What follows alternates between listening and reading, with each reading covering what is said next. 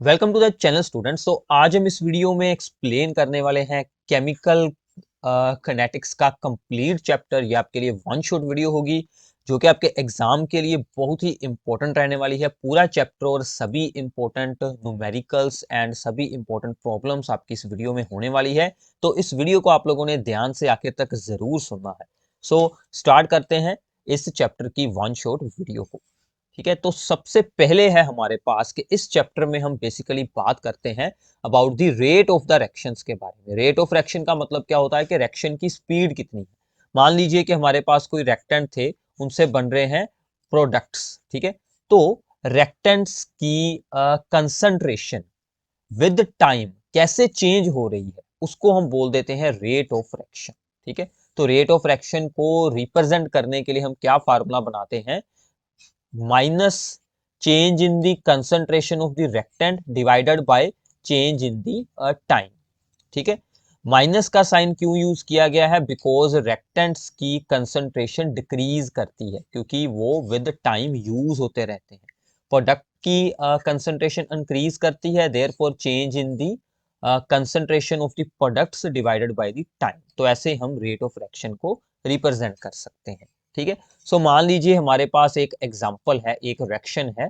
ठीक है, यहाँ पर N2O5 डिकम्पोज होकर NO2 एंड O2 बना रहा है। हमने रिएक्शन को बैलेंस किया हुआ है। तो इस केस में अगर हमने रेट ऑफ रिएक्शन को रिप्रेजेंट करना हो तो हमें क्या करना है? तो रिएक्टेंट है यहाँ पर N2O5। ठीक है, सो माइनस उसके आगे जो भी कोफिशिएंट आएगा उसको हम डिवाइड में यूज करेंगे 1/2 change in the concentration of N2O5 divided by change in time. ठीक है, तो एक बात आपके लिए इंपॉर्टेंट ये है कि आप लोगों ने ध्यान से वीडियो को सुनना है। ठीक है, सुन लेंगे तो आपको अच्छे से आ जाएगा, नोट्स आपको मिल जाएंगे, बट आपने वीडियो सुनी होगी तो ही आपको इजीली अंडरस्टैंडिंग होगी, क्योंकि बहुत सारी ऐसी बातें होती हैं जो कि आप लोगों को सुनने पर ही यहाँ से जो है वो यहाँ पर समझ आएंगी। ठीक है, तो आगे बाद में दो है हमारे पास प्रोडक्ट। ठीक है, तो दोनों प्रोडक्ट के विद रिस्पेक्ट टू हम रेट ऑफ रिएक्शन को अलग अलग रिप्रेजेंट कर सकते हैं।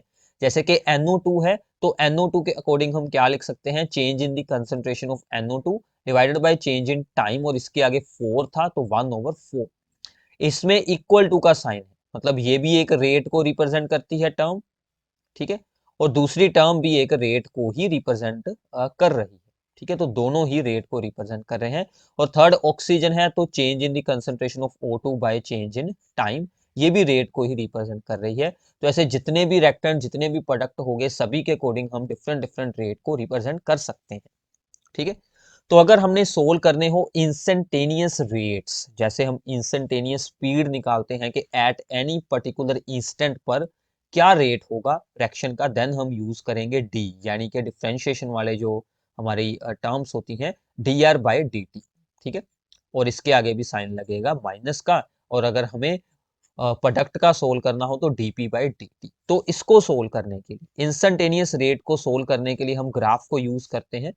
मान लीजिए जे हमारी बन रही है, कर्व बन रही है। ठीक है, so this represents the change in concentration of the reactant with respect to time. ठीक है, तो टाइम के साथ इनकी कंसंट्रेशन डिक्रीज हो रही है। मान लीजिए हमने एट ए पॉइंट पी सोल्व करना हो इंस्टेंटेनियस रेट, तो हम क्या करेंगे? पी पॉइंट पर ड्रॉ कर लेंगे, टेजेंट कर लेंगे ड्रॉ। ठीक है, और उसकी हम सोल्व कर लेंगे slope. So slope of the tangent हमें क्या बताएगी? Instantaneous rate.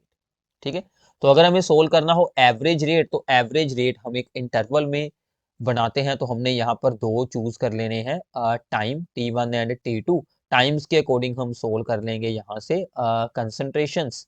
ठीक है, तो उसके अकॉर्डिंग हम फिर सोल्व कर सकते हैं यहाँ पर एवरेज रेट के change in the concentration by change in time in a given interval. वो एक इंटरवल के ऊपर होता है, और instantaneous rate at a particular instant होता है। वो हमें मिलता है minus slope of the tangent at P से। ठीक है, तो ये कुछ बेसिक इंफॉर्मेशन है जो आप लोगों को पता होनी चाहिए। क्लियर है? तो आगे चलते हैं।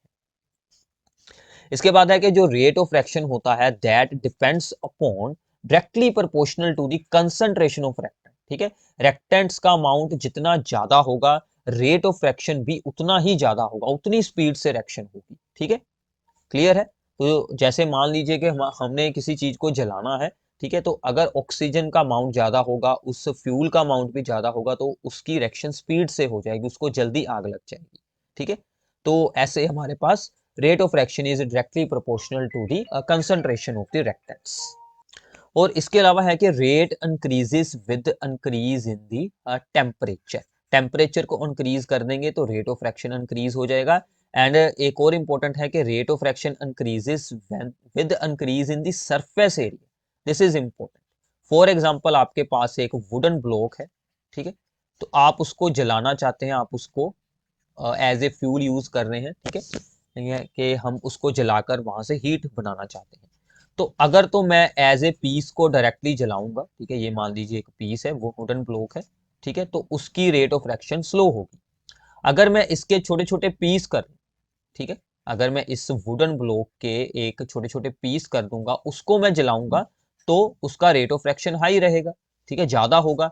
क्यों ज्यादा हुआ? बिकॉज हमारा सरफेस एरिया इंक्रीज हो गया, क्योंकि हम जितने छोटे पीसेस बनाएंगे उतना ज्यादा सरफेस एरिया हो जाएगा। Therefore rate of reaction increases with increase in the surface area. Clear है? ठीक है। तो आगे चलते हैं। मान लीजिए कि हमारे पास कोई ऐसी कोई भी रिएक्शन है, यहाँ पर रिएक्टेंट्स ए बी और सी हैं, ठीक है, और उनकी बैलेंस्ड इक्वेशन में उनके आगे आ रहे हैं कोफिशिएंट्स ए बी और सी, ठीक है। तो हम किसी भी रिएक्शन के लिए रेट लॉ बना सकते हैं, ठीक है। सो रेट लॉ एक एक्सपेरिमेंटल डिटरमिन्ड होती है, टर्म्स होती है। तो ये हमें क्या बताता है कि rate of reaction is equals to rate constant के into the concentration of reactants की पावर्स। जैसे ए है concentration of the reactant A, फिर concentration of reactant B and the concentration of reactant C. इन सभी की पावर्स क्या है? P Q R. मतलब इनकी जो पावर्स हैं, ये जो P Q R, these are experimental determined values. ये ए बी और सी से अलग भी हो सकती हैं, सेम भी हो सकती हैं, ठीक है। तो ये सभी एक्सपेरिमेंटली डिटरमिन्ड की जाती हैं।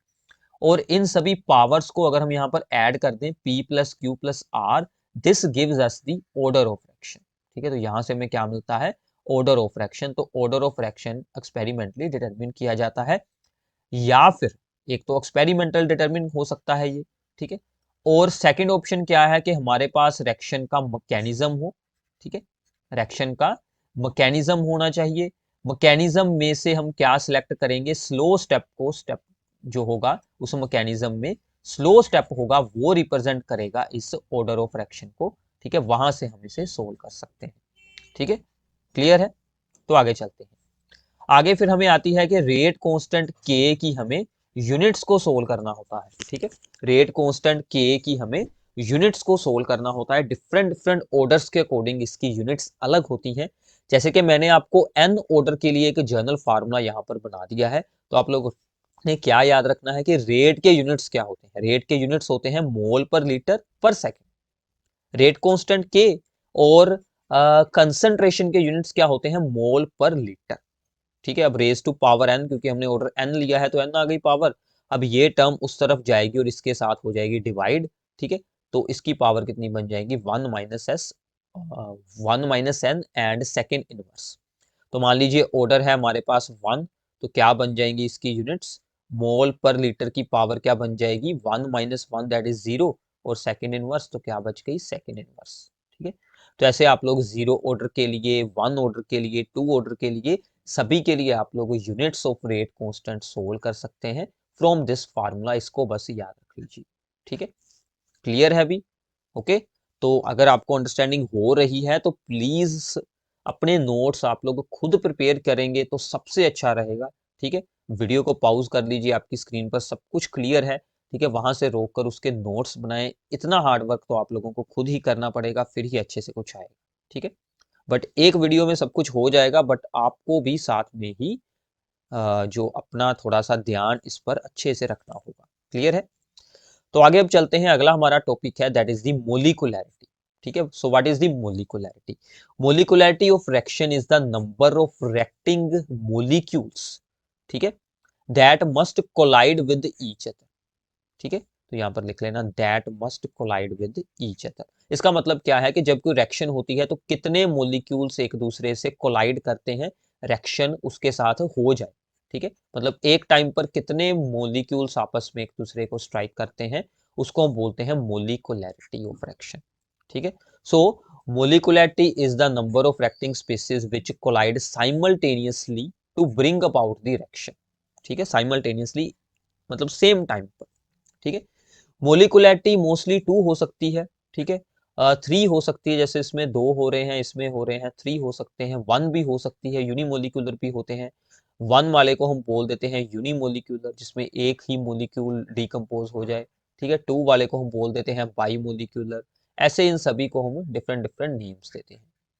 अब देखिए, आप लोग खुद इमेजिन कर कर देखिए कि ऐसे मैक्सिमम 3 मोलिक्यूल्स तो एक समय पर एक दूसरे के साथ कोलाइड कर सकते हैं, बट जब 4 आ जाएं, 5 आ जाएं, तो वो सभी साइमल्टेनियसली कोलाइड नहीं कर सकते। ठीक है, तो उस केस में क्या होता है कि जिस रिएक्शन के लिए मोलिकुलैरिटी 3 और मोर होती है, वो रिएक्शंस अनकॉमन हो जाती है। मतलब कि वो रिएक्शंस जो होती हैं, वो रिएक्शन फिर एक स्टेप की बजाय नंबर ऑफ स्टेप्स में होती है। ठीक है, सो because the collision of 3 or more molecules simultaneously has very small chance of occurrence। ठीक है, ऐसा बिल्कुल नहीं हो सकता। सो दीज रिएक्शंस को हम, ऐसी रिएक्शंस को हम बोलते हैं कॉम्प्लेक्स रिएक्शंस। इसको हम क्या बोलते हैं? Complex reactions. Then these occurs in number of steps. ठीक है, occurs in number of steps. ठीक है, तो ऐसी रिएक्शंस नंबर ऑफ स्टेप्स में होती हैं। ईच स्टेप, उस रिएक्शन के हर एक स्टेप को हम क्या नाम देते हैं? Elementary process. ठीक है, एलिमेंट्री प्रोसेस का नाम दिया जाता है। ठीक है, और उनमें से जो भी स्लो स्टेप होगा, ठीक है, उन सभी स्टेप्स में से जो भी स्लो स्टेप होगा, that gives us the rate law. ठीक है, उससे हम क्या बना सकते हैं? रेट लॉ बना सकते हैं। ठीक है, तो जिन रिएक्शंस के लिए मोलिकुलैरिटी की वैल्यू 3 और मोर होगी, वो सभी क्या होंगी? कॉम्प्लेक्स रिएक्शंस होंगी। और वो सभी रिएक्शन एक से ज्यादा स्टेप्स में होंगी। हर एक स्टेप को हम एलिमेंट्री प्रोसेस बोलते हैं। उनमें से स्लो स्टेप हमें रेट लॉ के बारे में जानकारी देता है। क्लियर है अभी? और मोलिकुलैरिटी की वैल्यू 0 नहीं हो सकती। ठीक है, तो आप लोगों ने मोलिकुलैरिटी एंड ऑर्डर ऑफ रिएक्शन, ठीक है, ऑर्डर वर्सेस मोलिकुलैरिटी में डिफरेंस बुक से रीड कर लेना है। वैसे तो आप लोगों को अंडरस्टैंड हो गया होगा कि ऑर्डर की वैल्यू जो होती है, जो हमारा ऑर्डर ऑफ फ्रैक्शन है, उसकी वैल्यू 0 भी हो सकती है। ठीक है ना, फ्रैक्शन में भी हो सकती है, कोई भी वैल्यू हो सकती है। ठीक है, बट मोलिकुलैरिटी की वैल्यू 1 2 3 4 5 सिर्फ ऐसी हो सकती है। ठीक है, तो जो ऑर्डर ऑफ रिएक्शन होता है, वो एक एक्सपेरिमेंटली डिटरमिन्ड चीज है, बट मोलिकुलैरिटी में ऐसा बिल्कुल नहीं होता। दोनों को आप लोगों ने डिफाइन कर देना है। तो ऐसे आप लोगों ने इसका डिफरेंस जरूर पढ़ना है। क्लियर है अभी? ठीक है, तो आगे चलते हैं। इसके बाद एक छोटी सी न्यूमेरिकल प्रॉब्लम है आपके लिए। ठीक है, सो दिस वन, इसमें है कि इन ए रिएक्शन 2A, यानी कि रेक्टेंट से बन रहे हैं product, the concentration of A decreases from 0.5 to 0.4 in 10 minutes. Calculate the rate during this time interval. अब देखिए क्या इंपॉर्टेंट है कि A के अकॉर्डिंग हमें रेट रिप्रेजेंट करना है। तो मैंने आपको क्या सिखाया था? Change in the concentration of A by change in time, but आगे 2 जुड़ा है तो बाहर आएगा -1/2 because it is a reactant, इसलिए साइन हमने लगा दिया माइनस का। Change in the concentration of A क्या हुआ है? 0.4 हो गई है, सो 0.4 माइनस 0.5। ठीक है, final minus initial divided by time कितना यूज हुआ है? That is the 10 minutes. तो इसको सोल्व कर देना, तो ये आपका आंसर बन जाएगा। बिल्कुल सिंपल थी प्रॉब्लम। तो देखिए, इस साल आप लोगों को ऐसी सिंपल सिंपल प्रॉब्लम्स भी पेपर में आ सकती हैं, तो जरूर प्रैक्टिस कर लेना। ठीक है, तो आगे चलते हैं। इसके बाद एक और यहाँ पर एग्जांपल है, this is also very very important. Decomposition of ammonia on the platinum surface is a zero order reaction. देखिए, जीरो ऑर्डर रिएक्शन क्या होती है? For which reaction the rate is equals to rate of reaction is equals to rate constant into concentration of reactant raised to power 0, so it becomes the zero order reaction, जिसमें rate of reaction reactants की concentration पर depend ही ना करता हो, that is the zero order reaction। उसकी example यही है, decomposition of ammonia on the platinum surface। What are the rates of production of N2 and H2 if K is equal to this one? ठीक है, अब देखिए, zero order reaction है, तो rate of reaction क्या बनेगा? इज इक्वल टू के, यानी कि ये वैल्यू हो गई। रेट ऑफ रिएक्शन और के की वैल्यू हमें दी हुई है। क्लियर है? यूनिट्स यहाँ पर हैं, वो हम बाद में यूज कर लेंगे। रिएक्शन बनाए पहले, अमोनिया ब्रेक होकर N2 और H2 बना रहा है। जो यहाँ पर 2 आता है, ठीक है, वो हमने दूसरी ओर यूज कर लिया, ठीक है, यहाँ पर ओवर में ले गए। क्लियर है? So now rate is equals to minus ammonia के अकॉर्डिंग ये बनेगा D ammonia by D T, बाद में प्लस इनके लिए, अब देखिए N2, अब N2 के आगे क्या है, 1/2 है, तो ये 2 का हम करेंगे, मतलब कि 1/2 का हम क्या करेंगे यहाँ पर रेसिप्रोकल, तो वो 2 ऊपर चला गया, और यहाँ पर है 3/2, उसका रेसिप्रोकल किया तो ये बन गया। ठीक है, क्लियर है? तो हमें सोल्व करना है rate of the production of the N2, तो हमने सोल्व करनी है dN बाय dt की वैल्यू, तो यहाँ से rate is equals to 2dN by dt, तो इन दोनों को इक्वेट करेंगे, रेट की वैल्यू यूज करेंगे, 2 जो है वो इस तरफ आ जाएगा, तो हम इसे सोल्व कर कर dN बाय dt की वैल्यू हमने निकाल ली, तो ये आ गया। तो सिमिलरली हम यहाँ पर सोल्व कर लेंगे dH2 बाय dt की वैल्यू। ठीक है, तो दोनों साइड्स को हमने एक बार इसको और रेट को यहाँ पर इक्वेट किया है, और एक बार रेट को और इसको इक्वेट किया है। ठीक है, दोनों साइड पर हमने इनको यूज किया और हमारा आंसर बन जाएगा। ठीक है, तो आगे चलते हैं।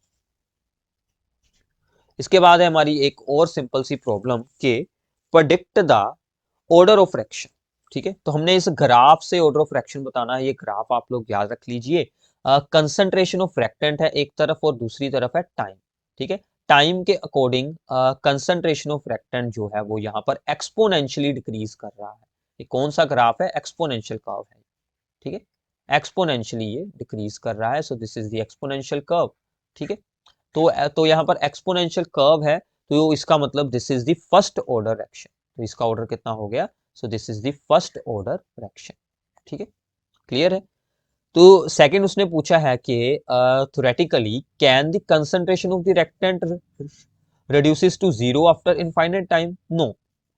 ठीक है, तो इसका आंसर क्या आएगा? नो, बिकॉज एक्सपोनेंशियल कर्व जो होती है वो हमेशा अब ऐसे ही यहां से जाती रहेगी, वो एक्स एक्सिस के साथ इंटरसेक्ट ही नहीं होगी। ठीक है, सो देयरफॉर कंसंट्रेशन जीरो होने के यहाँ पर चांस है नहीं, सो देयरफॉर इसका आंसर हम यहाँ पर नो लगा देंगे। क्लियर है? तो ऐसी छोटी छोटी प्रॉब्लम आपको एग्जाम में आती हैं, तो मतलब आपको कॉन्सेप्ट की अंडरस्टैंडिंग होनी चाहिए, देन इसमें कोई भी प्रॉब्लम है नहीं। ठीक है, तो आगे चलते हैं। एक और यहाँ पर छोटी सी प्रॉब्लम है कि for the reaction rate law expression is represented as this one, हमें रेट लॉ एक्सप्रेशन यहाँ पर दिया गया है। ठीक है, तो उसने पूछा है कि interpret whether the reaction is elementary और the complex, give reason to support your answer. क्या ये रिएक्शन एलिमेंट्री है और क्या ये रिएक्शन कॉम्प्लेक्स है? एलिमेंट्री मतलब जो रिएक्शन एक स्टेप में हो जाए, कॉम्प्लेक्स मैंने आपको बताया था जो reaction more than one steps में हो। ठीक है, तो अब देखिए हमने उसके लिए उसका ऑर्डर निकालना है, तो ऑर्डर आपका फ्रैक्शन में आ जाए, जब भी कभी आपका ऑर्डर फ्रैक्शन में आ जाए, देन ये जो रिएक्शन होगी वो ऑलवेज कॉम्प्लेक्स होगी। ठीक है, सो देयरफॉर मोलिकुलैरिटी तो 1.5 हो नहीं सकती, तो ऑर्डर तो हमारा आ गया है, ठीक है ना, 1.5, बट मोलिकुलैरिटी तो 1 2 3 हो सकती है, तो 1.5 हो नहीं सकती, so therefore this reaction is complex. तो इसका मतलब ये जो रेट ला है ना, ये इस रिएक्शन के किसी ना किसी स्लो स्टेप के अकॉर्डिंग ही बनाया गया है।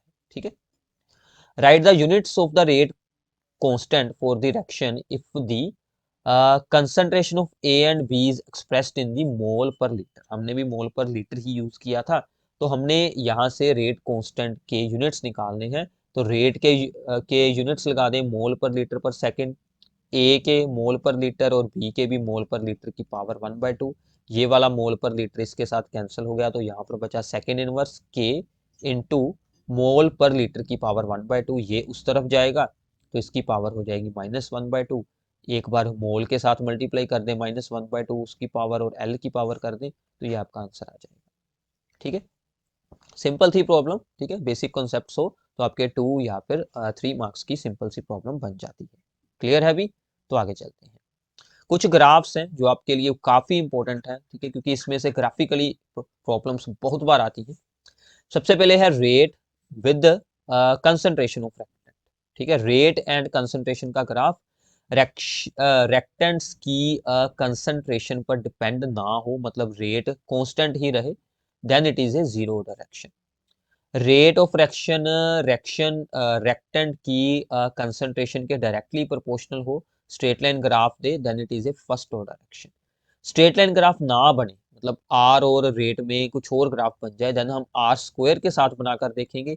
अगर आर स्क्वायर के साथ स्ट्रेट लाइन बन जाता है then it is a second order. R square के साथ ना बना तो आर क्यूब के साथ भी चेक किया जा सकता है, then it is third order, तो स्ट्रेट लाइन ग्राफ बनेगी। ठीक है, तो ऐसे इसमें बहुत सारे ग्राफ्स हैं, प्लीज ग्राफ्स को जरूर बना लेना, ये आपके लिए सबसे ज्यादा इंपॉर्टेंट रहने वाले हैं। क्लियर है अभी? तो आगे चलते हैं। इसके बाद आती है हाफ लाइफ पीरियड। अब देखिए हाफ लाइफ क्या होती है, हाफ लाइफ मींस दैट के जितने टाइम में, ठीक है, रिएक्टेंट्स हाफ यूज हो जाए, ठीक है, और हाफ रह जाए। मान लीजिए ये थी initial concentration of the reactant, और बाद में हमारे पास कितना अमाउंट बचा है, आर नोट बाई टू, मतलब हाफ रिएक्टेंट हमारा यूज हो जाता है, हाफ रह जाता है, देन इट इज कॉल्ड, कितने टाइम में ऐसा होता है, that time is called the half life period. इसको हम टी के साथ ऐसे 1/2 के साथ इसे शो करते हैं, टी हाफ लाइफ। इसके फॉर्मूले सभी ऑर्डर्स के लिए अलग अलग होते हैं, आप लोगों ने याद कर लेने हैं। जीरो ऑर्डर के लिए T half life is equal to the initial concentration R not divided by 2 into K is the rate constant, ठीक है। और फर्स्ट ऑर्डर के लिए T half is equal to 0.693 by K, ठीक है। क्लियर है अभी?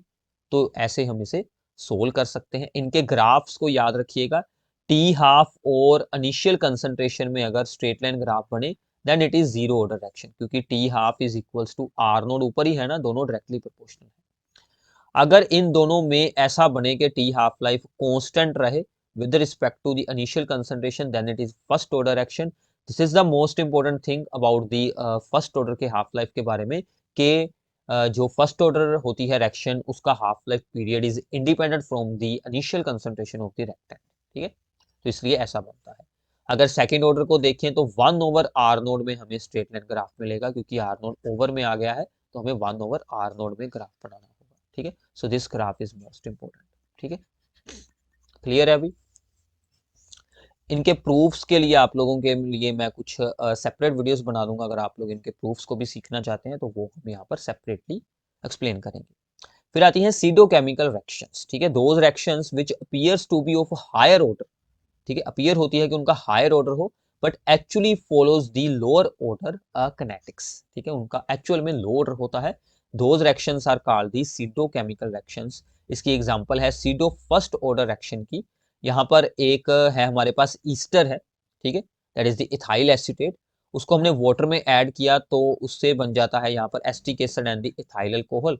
तो वाटर का अमाउंट यहाँ पर ऑलमोस्ट क्या रहता है, कांस्टेंट रहता है, तो रेट ऑफ रिएक्शन सिर्फ इसी पर डिपेंड करेगा। सो ऑर्डर हमारा क्या बनेगा, ओनली 1 बनेगा, ठीक है। तो एक्सपेक्टेड था कि वाटर का भी साथ में ऐड हो और 2 बने, बट एक्चुअल में ये कितना बनता है, 1 ही बनता है, ठीक है। क्लियर है अभी? तो आगे चलते हैं। अब देखिए वन शॉट वीडियो है, तो मैं आपको एक्सप्लेन ऐसे ही मतलब सभी चीजें एक एक बार एक्सप्लेन करता जाऊंगा। आप लोग रुक कर वीडियो को दोबारा सुन सकते हैं, आपको अच्छे से अंडरस्टैंडिंग हो जाएगी, ठीक है। तो find the order of reaction if rate is this one. Order निकालने के लिए हमने क्या करना है, रेट ला में जितनी भी रेज टू पावर से उनको ऐड कर दें, तो यहाँ से ऑर्डर आ जाएगा 2, ठीक है। और फोर्थ प्रॉब्लम इज इंपॉर्टेंट, ठीक है। For the reaction H2O2 in the alkaline medium, इसमें आयोडीन ऐड किए गए हैं, आयोडाइड आयन ऐड किए गए हैं, H2O और O2 बन रहा है, डिकम्पोजिशन हो रही है। इसका मैकेनिज्म भी हमें स्टेटमेंट में बताया गया है, 2 स्टेप में रिएक्शन हो रही है, एक है स्लो स्टेप, एक है फास्ट स्टेप। मैंने आपको बताया था slow step is the rate determining step, ठीक है। तो रेट डिटर्मिनिंग स्टेप कौन सा होगा, स्लो स्टेप होगा। तो स्लो स्टेप में एक है H2O2, एक है आई, जो आयंस है यहाँ पर आयोडाइड, तो इन दोनों पर हमारा रेट डिपेंड करेगा। So therefore rate is equals to K into H2O2 की कंसंट्रेशन और आयोडाइड आयंस की कंसंट्रेशन। तो दोनों की पावर्स जो भी यहाँ पर आएंगी, इसके आगे 1 1 है, तो इसकी पावर्स भी 1 1 आ गई, तो ऑर्डर हमारा 2 बन जाएगा। दूसरे स्टेप का इसमें कोई रोल नहीं है, because it is the fast step. So slow step हमारा मेन स्टेप होता है, जो कि रेट ला हमें बनाकर देता है, ऐसे बनाते हैं रेट ला स्लो स्टेप से, ठीक है। क्लियर है भाई? तो आगे चलते हैं। आगे है कि relation between the concentration and the time, या फिर इंटीग्रेटेड रेट लॉ इक्वेशंस, ठीक है। सो इंटीग्रेटेड रेट लॉ एक्सप्रेशंस होते हैं ये, ठीक है। तो ये आप लोगों ने जरूर याद रखने हैं, यही मतलब मेन काम है, इसी पर बेस्ड आपको न्यूमेरिकल पूछा जाएगा। सबसे पहले for the zero order action, zero order के लिए यहाँ पर आएगी concentration of the reactant at any time T is equals to minus rate constant into the time plus plus क्या बनेगी यहाँ पर, initial concentration of the reactant. अब इस इक्वेशन को, ये जो हमने यहाँ पर इक्वेशन बनाई है, ठीक है, इस इक्वेशन को आप लोग कंपेयर कर कर देखिए y is equals to M X plus C के साथ। तो y एक्सिस पर क्या आएगा, कंसंट्रेशन r, ठीक है, और x एक्सिस पर क्या आएगा, टाइम, ठीक है, टाइम। स्लोप क्या आएगी, m is equals to the minus K, ठीक है, और हमारा इंटरसेप्ट क्या आएगा, r नोट, ठीक है। तो ऐसे आप लोग इसका ग्राफ बनाएं। तो ग्राफ मैं आपको बार बार बोल रहा हूं, graphs are most important from this chapter. Graphs आपको जरूर यहां से पूछे जाएंगे, ठीक है। तो इसके बाद आता है हमारे पास, that is for the first order action, ठीक है। तो फर्स्ट ऑर्डर के लिए क्या फार्मूला है, के यानी कि rate constant is equals to 2.303 over t log के अंदर है initial concentration divided by the concentration at time t, ठीक है। अब इस इक्वेशंस की कुछ फॉर्म्स, वैसे तो यही फार्मूला यूज किया जाता है इन दी न्यूमेरिकल प्रॉब्लम। अगर हम यहाँ पर log का फार्मूला अप्लाई कर दें, log m बाय n का, तो यहाँ से ये इक्वेशन हमारे पास बन जाती है, ठीक है। तो इन दोनों इक्वेशंस को आप लोगों ने ध्यान से देखना है। तो क्या इक्वेशन है, ln r, तो ln मतलब log बेस e वाला, जिसका बेस e हो, प्लस ln r, ठीक है। तो इसको भी अगर आप लोग इसी इक्वेशन के साथ करेंगे कंपेयर, तो y एक्सिस पर ये आ जाएगा, x एक्सिस पर आएगा टाइम, और स्लोप हमारी बन जाएगी माइनस के, और इंटरसेप्ट बनेगा ln r। अगर हम log बेस e को चेंज कर लें हमारे log बेस 10 में, तो ये क्या बन जाएगा, log r। तो इसके साथ क्या आती है टर्म, 2.303, और वो यहाँ पर ओवर में आ जाएगी, 2.303, ठीक है, into time plus log are note initial concentration, ठीक है। तो ये वाला ग्राफ हमारा बनेगा कि वाई एक्सिस पर आ गया लॉग आर, ठीक है, एक्स एक्सिस पर टाइम, स्लोप आ गई हमारी माइनस के ओवर 2.303, और इंटरसेप्ट बन गया लॉग आर नोट, ठीक है। तो इनमें से एक ग्राफ पर तो प्रॉब्लम मतलब आनी श्योर होती है, तो आप लोगों ने ग्राफ्स को जरूर पढ़ लेना है, ठीक है। अगर गैस फेस में रिएक्शन हो, उसका फार्मूला आप लोगों ने याद रख लेना है।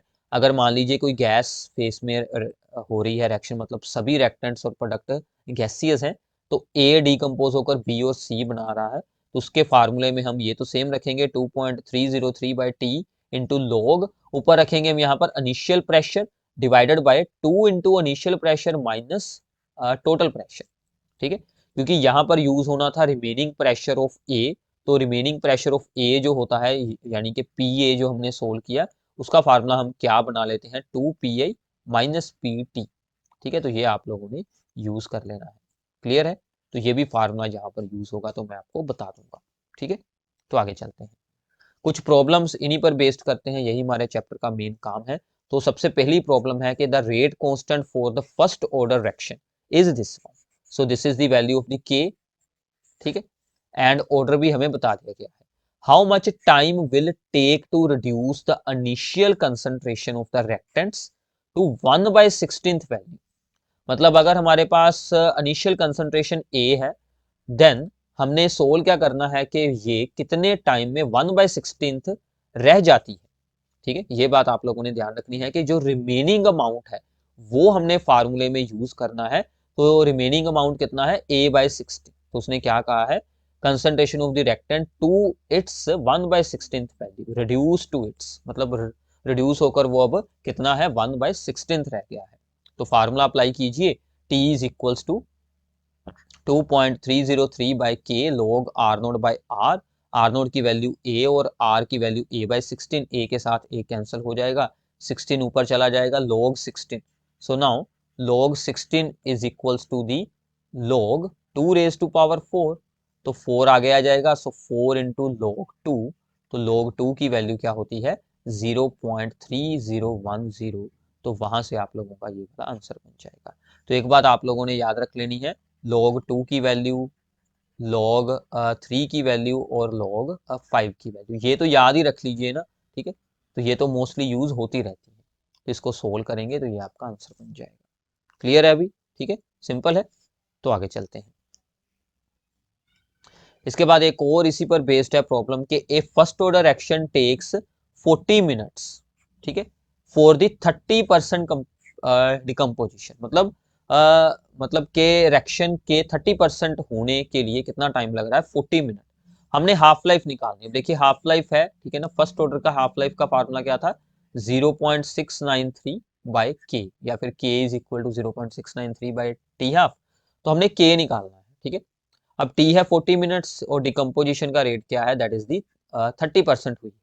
अब देखिए इसका मतलब क्या है कि अगर इनिशियल कंसंट्रेशन हम 100 अज्यूम कर लें, 30% हो चुकी है रिएक्शन, रिमेनिंग कितना बचा रिएक्टेंट वो हमने सोल्व करना है, 100 माइनस 30 यानी कि 70 बचेगा रिमेनिंग। तो हमने फार्मूला लगाया 2.303 by t into log are naught by r. तो हमने यहाँ पर अब सोल्व करना है लॉग 100 बाय 70, ठीक है।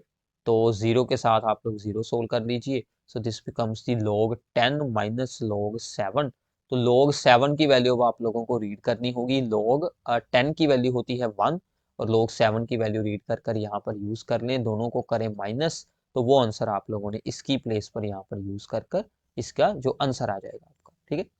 तो k की वैल्यू आ गई है, ठीक है। अब k की वैल्यू यहाँ पर हाफ लाइफ में लगाएंगे, तो हाफ लाइफ में लगाने पर उसका आंसर आ जाएगा दिस वन, ठीक है। डिवाइड करने पर आंसर आ जाएगा। अब ये जो छोटी मोटी सोल्विंग बाकी की बची है वो आप लोगों ने खुद कर लेनी है, कुछ खास नहीं है डिफिकल्ट, ठीक है। तो आगे चलते हैं। एक और बहुत ही इंपॉर्टेंट इसमें से है प्रॉब्लम के the carbon 14 content of an ancient piece of wood was found to have 3/10 of that in the living tree, ठीक है। तो कितना है उसमें अमाउंट, 3/10, ठीक है। How old is the piece of wood, piece of wood की हमें एज निकालनी है, ठीक है। तो हमें लोग वगैरह की वैल्यू सब कुछ बताया गया है। तो सबसे पहले उसकी हाफ लाइफ भी हमें बताई गई है, हाफ लाइफ बताई गई है। हाफ लाइफ से हम के निकाल लेंगे। मान लीजिए initial amount of the carbon 14 radio active होता है आइसोटोप ए है, तो बाद में हमारे पास कितना बच गया, उसने बताया है 3/10 ऑफ ए, यही कहा है उसने 3/10, ठीक है, 3/10, ओके है। अब हाफ लाइफ से हम सबसे पहले निकालेंगे यहाँ से रेट कांस्टेंट, तो वो हमने यहाँ से निकाल दिया, k is equals to 0.693 by t half. तो ये हमारा हो गया, ठीक है। तो रिएक्शन हमारी फर्स्ट ऑर्डर है। ये आपको कैसे पता चलेगा, जितने भी रेडियो एक्टिव डिके हैं वो सभी फर्स्ट ऑर्डर होते हैं, ये आप लोगों ने याद रखना है। तो सभी फार्मूले हम यहाँ पर फर्स्ट ऑर्डर वाले ही अप्लाई करेंगे।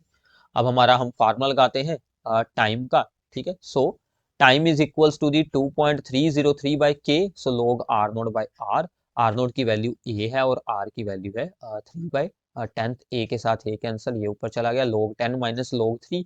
log 3 की वैल्यू उसने हमें बताई है 0.4771, तो ये यूज कर कर आप लोग यहाँ से आंसर निकाल दें, ठीक है। तो बाकी की मल्टीप्लाई कर कर आप लोग आंसर निकाल सकते हैं। इतना क्लियर है।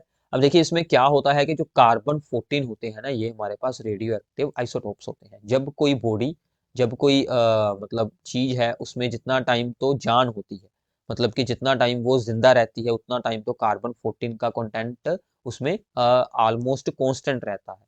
बट उस चीज की उस चीज की डेथ के बाद उसका डिके होना शुरू हो जाता है, जिससे कि हम उस चीज की यहाँ पर एज के बारे में जो है वो यहाँ पर आइडिया लगा सकते हैं, ठीक है। तो इसको बोलते हैं कार्बन डेटिंग, ठीक है।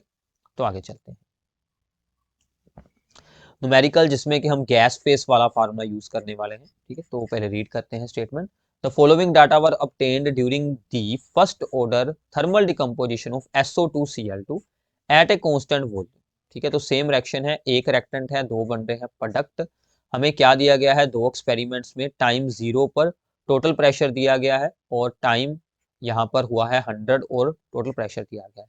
अब ये जो है this is the initial pressure और ये क्या है, दिस इज दी PT, ठीक है, total pressure at the time of 100 second. Calculate the rate of fraction when the total pressure is 0.65 atmosphere. हमें तो सबसे पहले अब यहाँ से K निकालना है, ठीक है। रेट कांस्टेंट आ जाए तो बाकी सब कुछ तो हो जाएगा, ठीक है। तो ये हमने यहाँ पर डिनोट कर दिया कि हमें क्या क्या वैल्यूज दी गई हैं। फार्मूला लगाएं, फार्मूला मैंने आपको ऑलरेडी बताया था 2PI माइनस PT वाला। तो पूरा फार्मूला लगाने पर आपको सोल्विंग तो अब इसकी खुद करनी होगी। तो ये जो लोग वाली वैल्यू है इसको आप लोगों ने सोल्व कर लेना है। अंदर है 0.5 डिवाइडेड बाई 2 इंटू 0.5 माइनस 0.6, तो ये बच जाएगा 0.5। ये बन गया 2 इंटू 0.5 1 माइनस 0.6 0.4, तो ये बच जाएगा 5/4, यानी कि log 5 माइनस log 4, ये आपको सोल्व करना है, ठीक है। तो ये हमारे पास के आ गया। तो अब हमने रेट लॉ यहाँ से फॉर्म कर लेना है, क्योंकि रिएक्शन हमारी यहाँ पर है first order. So therefore rate is equals to के into pressure of the reactant. Raise to power कितनी रहेगी, 1 रहेगी, because reaction is the first order. अब उसने हमसे क्या पूछा है कि रेट सोल्व कीजिए जब टोटल प्रेशर कितना हो, 0.65 एटमॉस्फेरिक हो। ठीक है, तो टोटल प्रेशर ये हो गया। ठीक है, तो उसमें से हमें सोल्व करना है जो यहाँ पर हमारे रेक्टेंट का प्रेशर होगा। तो वो मैंने आपको जैसे बताया था ना कि रेक्टेंट के प्रेशर का फार्मूला यही होता है 2 pi माइनस पी टी। ठीक है, सो 2 pi माइनस पी टी, तो पी आई हमारा ये यूज होगा और पी टी बनेगा 0.65 जो इस बार दिया है, तो ये आ जाएगा। ठीक है, so this is the remaining pressure of the reactant. तो ये वैल्यू हमने यहाँ से सोल्व कर ली है।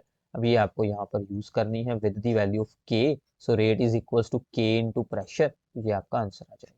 ठीक है, तो ये काफी इंपॉर्टेंट प्रॉब्लम है। ठीक है, इसको जरूर आप लोगों ने सोल्व कर लेना है। क्लियर है? ठीक है, तो थोड़ी सी सोल्विंग होती है, बट इतना काम तो अब आप लोगों को खुद ही करना सीखना पड़ेगा। क्लियर है अभी?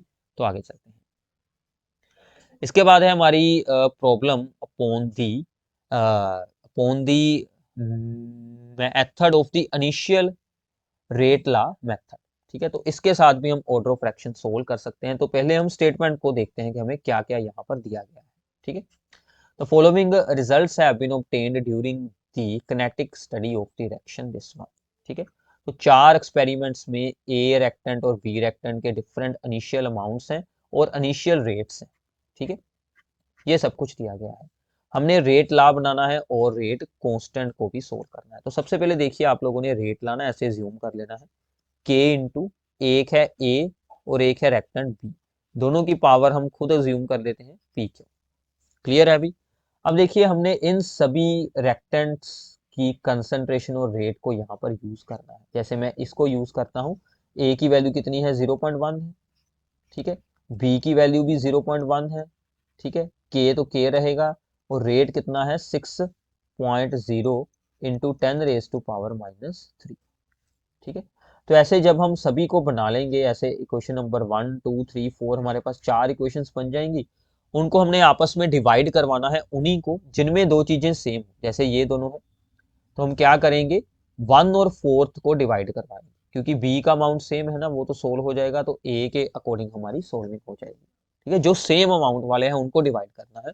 तो मैं आपको दिखाता हूँ। तो हमने सबसे पहले क्या किया है, हमने यहाँ पर रेट 1 और रेट 4 को यूज किया है। ठीक है, इन दोनों को। ठीक है, इनके अकॉर्डिंग हमने इक्वेशंस बना ली। अब इन दोनों को हमने कर देना है डिवाइड। ठीक है, 2 को हमने ऊपर रखा और 1 के साथ उसे हमने कर दिया डिवाइड।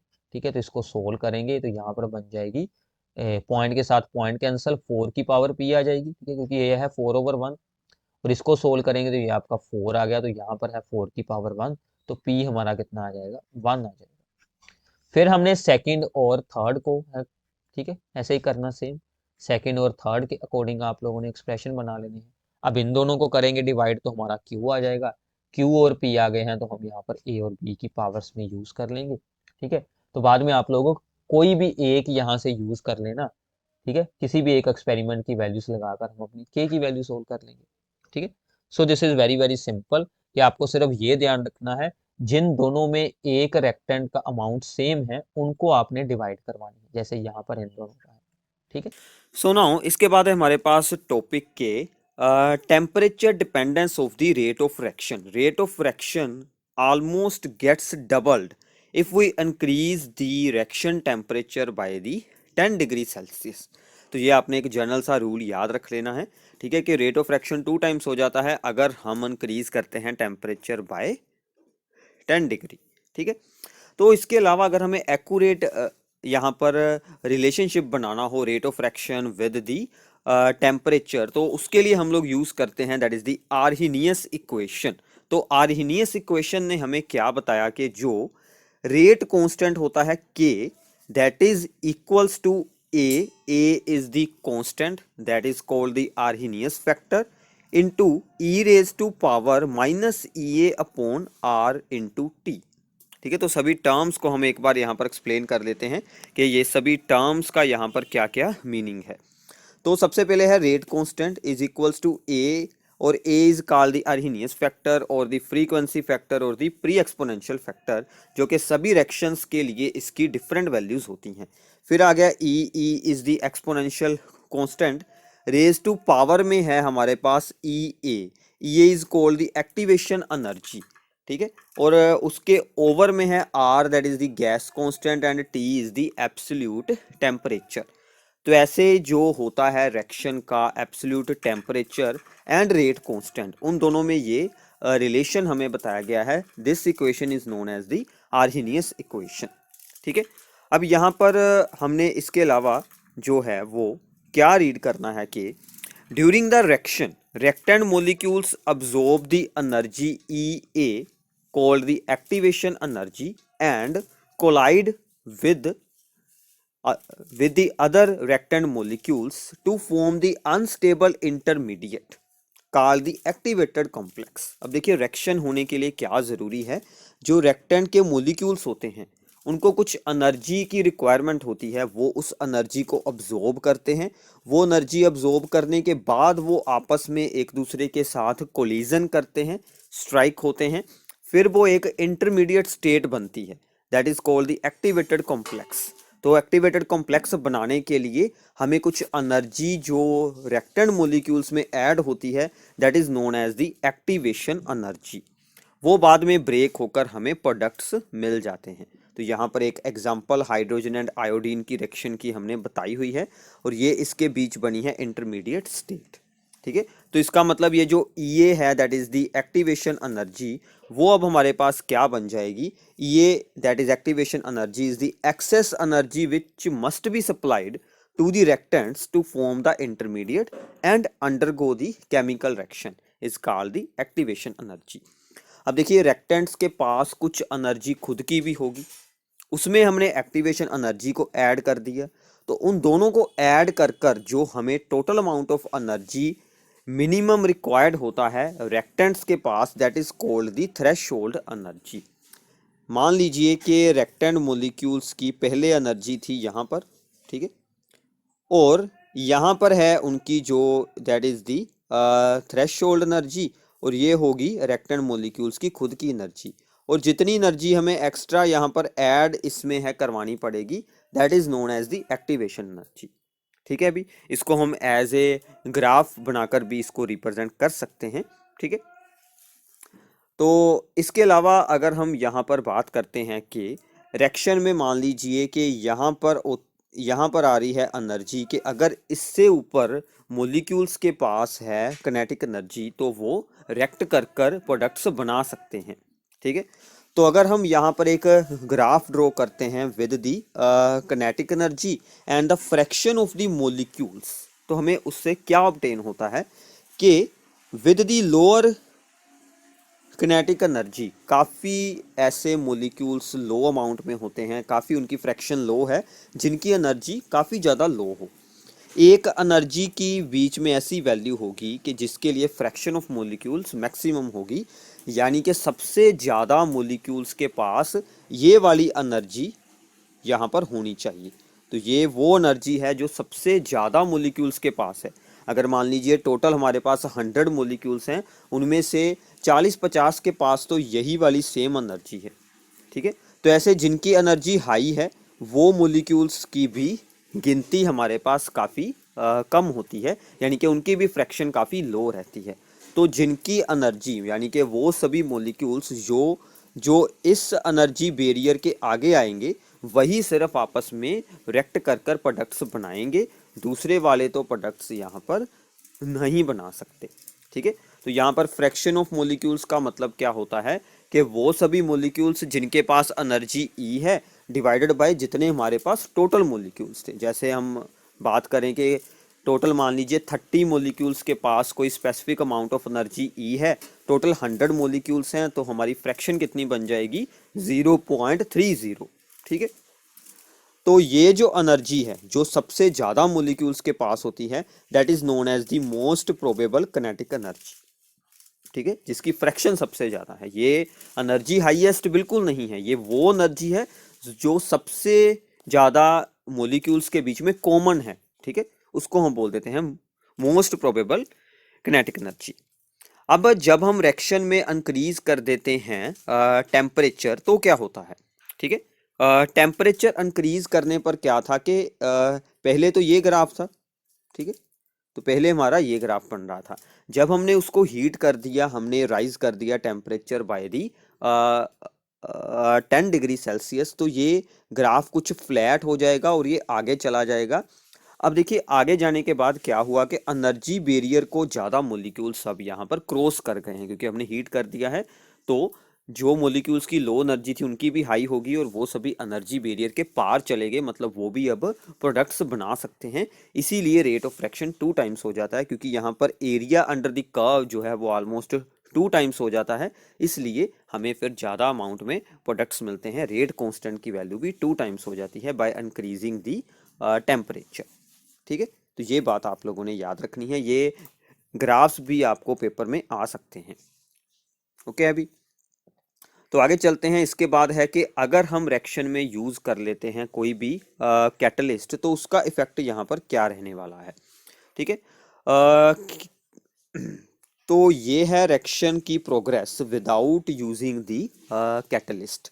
तो सबसे पहले थी यहाँ पर रिएक्टेंट्स की एनर्जी, ठीक है, और हमारे पास ये है यहाँ पर थ्रेशोल्ड एनर्जी ET।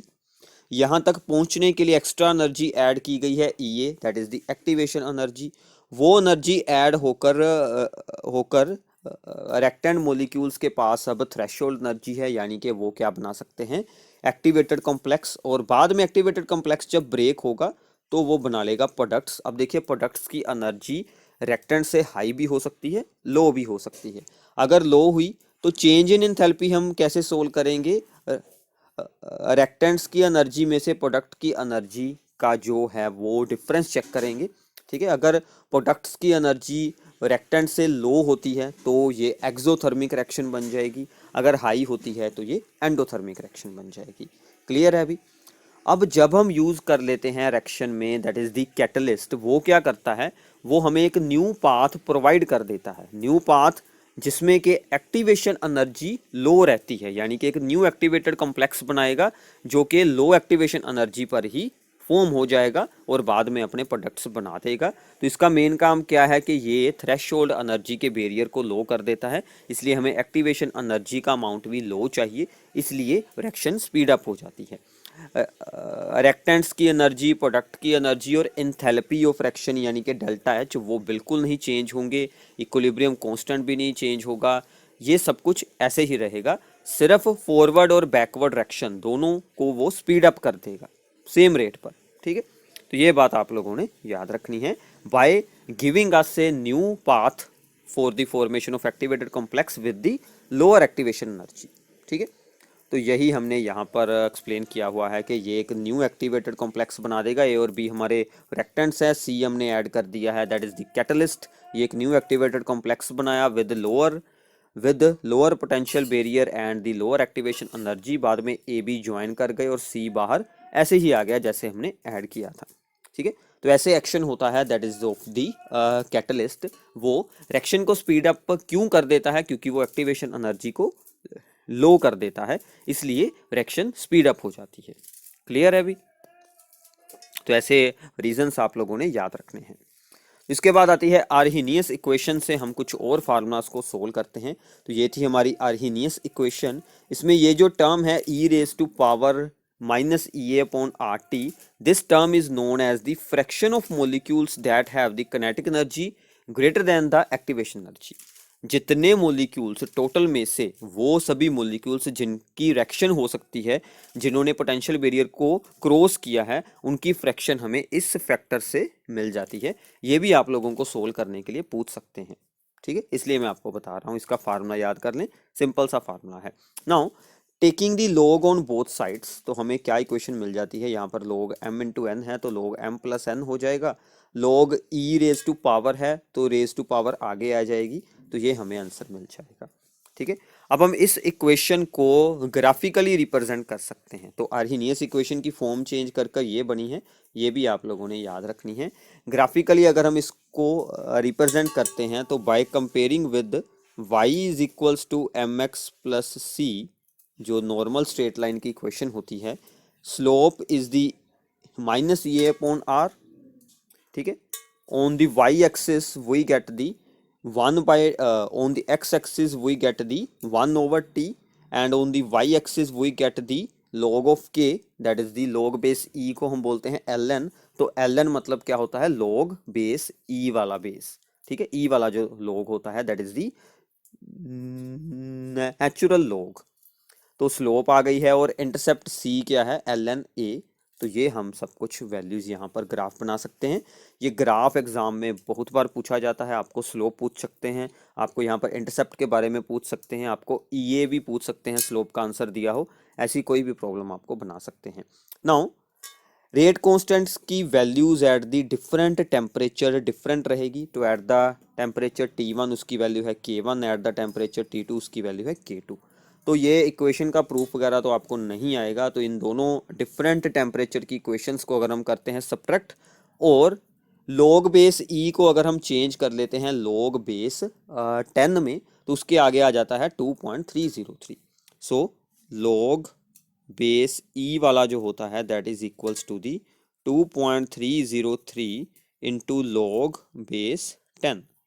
तो वो हमने यहाँ पर अप्लाई किया है, तो उसको हमने यहाँ पर चेंज कर दिया है। तो वो चेंज करने के बाद आपको अल्टीमेटली ये आंसर मिल जाता है। ये मोस्ट इंपॉर्टेंट फार्मूला है, न्यूमेरिकल इसी के साथ सोल्व होंगे, ठीक है। तो अब हम लोग इस इक्वेशन को भी, जिसका हमने ऊपर अभी बनाया था ग्राफ, उसको भी आप लोग log बेस 10 में चेंज कर सकते हैं। सिर्फ क्या चेंज होगा, स्लोप के ओवर में आ जाएगा 2.303। तो ये भी ग्राफ याद रखना है, ये भी मोस्ट इंपॉर्टेंट है, और जो ऊपर हमने अभी अभी सोल्व किया था वो भी मोस्ट इंपॉर्टेंट है, ठीक है। दोनों ग्राफ्स सेम टू सेम है, सिर्फ क्या चेंज हुआ है, स्लोप चेंज हुई है और log का बेस चेंज हुआ है। ln की जगह हम log यूज करना शुरू कर देंगे, ठीक है। अभी तो ये फार्मूला आप लोगों ने याद रखना है, log K2 ओवर K1 यानी कि rate constants at the two different temperatures.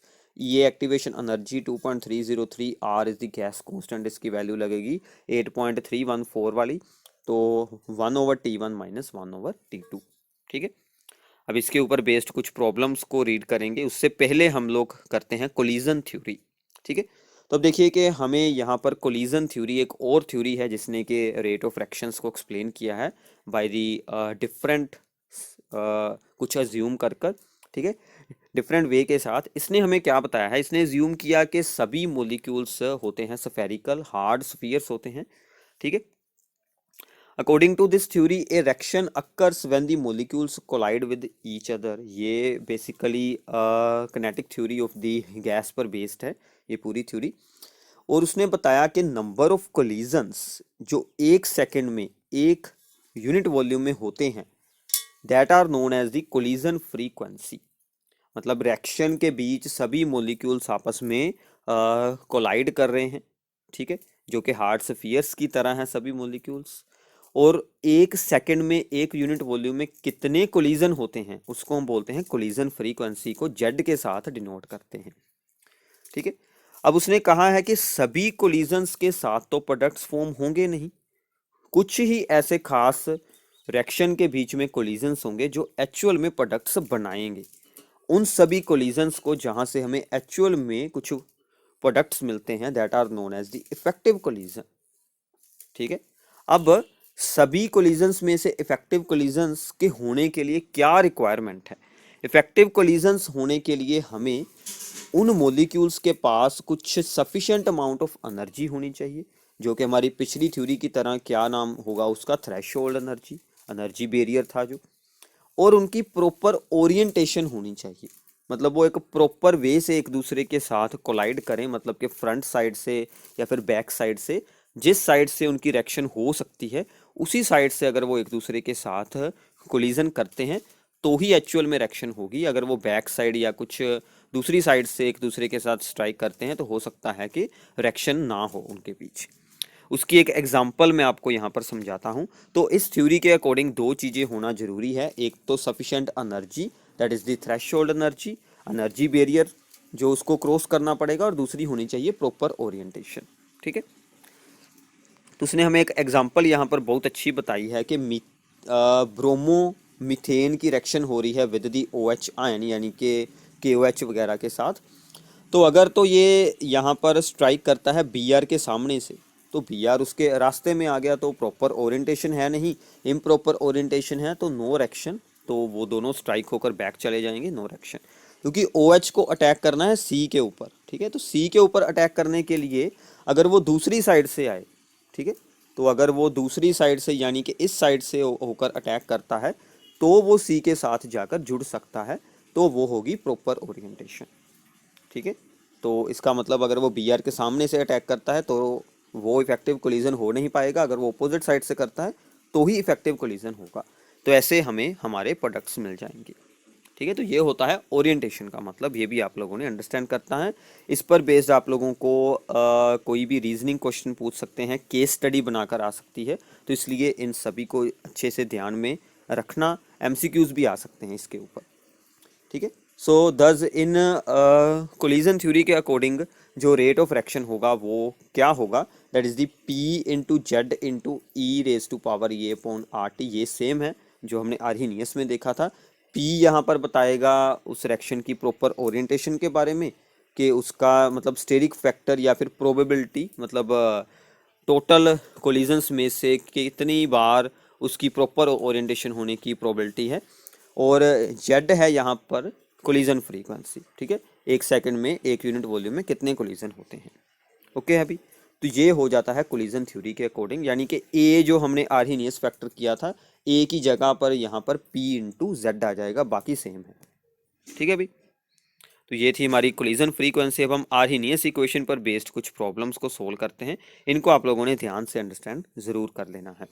तो हमारी सबसे पहली प्रॉब्लम है कि the first order rate constant for the decomposition of the ethyl iodide by the reaction is this one at 600 kelvin is this one, यानी कि 600 kelvin temperature पर rate constant ये दिया गया है। Its energy of activation is this one, E की value दी गई है। Calculate the rate constant for the reaction at 700 kelvin. हमने K2 सोल्व करना है, K1 T1 T2 हमें दिए गए हैं। तो पहले इंफॉर्मेशन देखते हैं क्या क्या है हमारे पास। तो सबसे पहले EA है 209 किलो जाउल, को हमने चेंज कर लिया इनटू जाउल। K1 दिया गया है दिस वन, और T1 दिया गया है 600, T2 दिया गया है 700, हमें सोल्व करना है K2, ठीक है। तो फॉर्मूला आप लोगों को मैंने बताया था आर्हीनियस इक्वेशन वाला। So this is the our formula, log K2 over K1 EA upon 2.303 R into, हमने एलसीएम कर लिया है, यहाँ पर थी ना term 1 over T1 minus 1 over T2, आप लोग अलग अलग रखना चाहें तो अलग अलग से कर लें, अगर आप लोग एलसीएम से इसको सोल्व आउट करना चाहते हैं तो एलसीएम से कर सकते हैं, ठीक है। तो सभी वैल्यूज़ यूज़ करते हैं, K2 को ऐसे ही रखना है, बाकी सभी वैल्यूज़ R की वैल्यू हमने यूज़ कर ली है यहाँ पर, ठीक है। तो ये सभी वैल्यूज़ हो गई।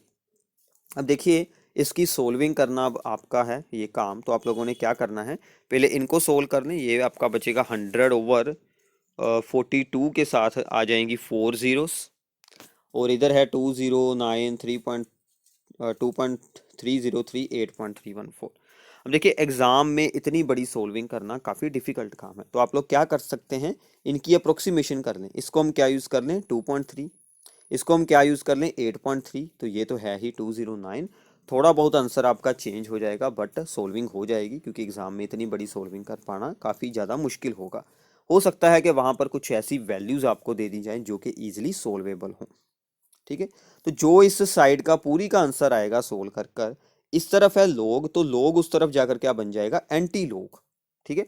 तो एंटी लोग ऑफ 2.599 आप लोग अगर सोल्व करेंगे तो उसकी वैल्यू हमारे पास क्या बनती है, सो 2 का बन जाएगा 10 रेज टू पावर 2, और 0.599 की आप लोगों ने जो एंटी लॉग टेबल है उसमें से वैल्यू रीड करनी है, वो बन जाएगी 3.972, ठीक है। तो ये आप लोगों की वैल्यू बन जाएगी, और 100 के साथ आप लोगों ने इसको बाद में कर देना है मल्टीप्लाई, तो वहाँ से आपको इसका मिल जाएगा आंसर, ठीक है। तो ये वैल्यू आप लोगों ने यहाँ पर यूज़ करनी है। तो K2 के ओवर में जो वैल्यू है वो दूसरी तरफ जाएगी, मल्टीप्लाई हो जाएगी, तो यहाँ से हमें आंसर मिल जाएगा, ठीक है। तो ऐसे आप लोग यहाँ से K2 की वैल्यू को सोल्व कर सकते हैं, ठीक है। तो इसके बाद आगे हैं चलते कि एक और प्रॉब्लम मैं आपको इस पर बेस्ड सोल्व करवा देता हूँ। आगे है कि the decomposition of A product has value of K 4.5 into 10 raised to power 3 at the temperature of the 10 degree Celsius, and energy of activation is 60 kilojoule. At what temperature would K be this one? अब इस बार हमसे पूछा गया है कि किस temperature पर K की वैल्यू ये बन जाएगी, यानी कि हमें T2 सोल्व करना है। तो एक बात का ध्यान रखना है, टेम्परेचर की यूनिट्स ऑलवेज हमने क्या रखनी है, दैट इज दी केल्विन। तो हमने पहले इसको चेंज कर लेना है। हमें ई की वैल्यू दी गई है, हमने दिया गया था यहाँ पर 10 डिग्री सेल्सियस, उसमें 273 ऐड कर लें। T2 हमने सोल्व करना है, K1 K2 की वैल्यूज़ हैं। सेम फॉर्मूला अप्लाई करेंगे, सभी वैल्यूज़ को यूज़ करेंगे। ठीक है, तो सभी वैल्यूज़ यूज़ करने के बाद हमारे पास ये वैल्यू बन रही है।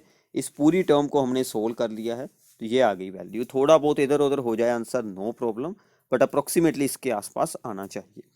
तो इसको कैसे सोल्व करेंगे, ये कैंसिल होगा तो यहाँ पर आ जाएगा 3, यहाँ से जीरोस कैंसिल होकर एक जीरो बच जाएगी, तो ये बच गया हमारा 10/3। इसको आप लोग अलग से सोल्व कर दें तो ये बचेगा log 3.333।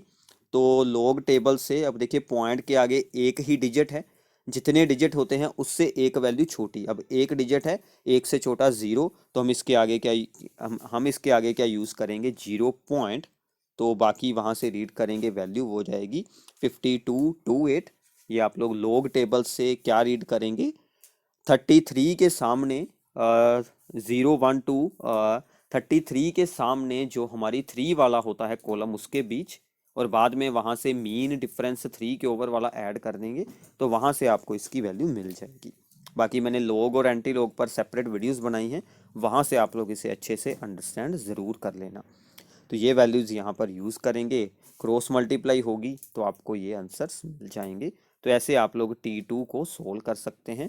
क्रॉस मल्टीप्लाई होने के बाद 283 को इसके साथ करेंगे मल्टीप्लाई, और बाद में इसके साथ कर देंगे डिवाइड, तो ये आपका यहाँ पर बच जाएगा 0.0472। ये वैल्यू हमने इस तरफ लिख ली है, ठीक है, ये वैल्यू है। तो बाद में क्या करेंगे कि T2 वाली टर्म आ जाएगी हमारी इस तरफ, और 283 चला जाएगा इस तरफ।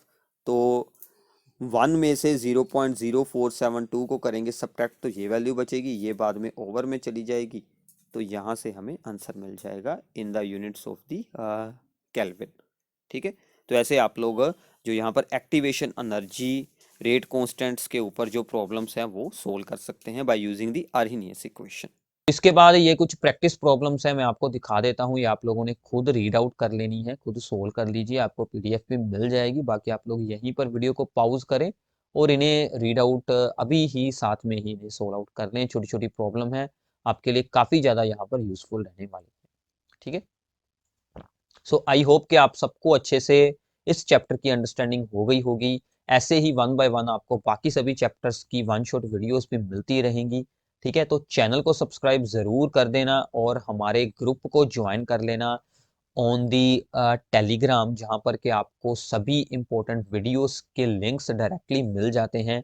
आपके लिए इजी रहता है। ठीक है, आपको कोई भी वीडियो चाहिए या फिर कोई भी और मटेरियल चाहिए तो आपको वहाँ पर सब कुछ ईजिली अवेलेबल हो जाता है। और चैनल के साथ जुड़े रहिएगा, सब्सक्राइब कर लें और बेल आइकन को प्रेस कर दें और अपने सभी फ्रेंड्स के साथ इस वीडियो को शेयर कर दीजिए। Thanks for watching this video.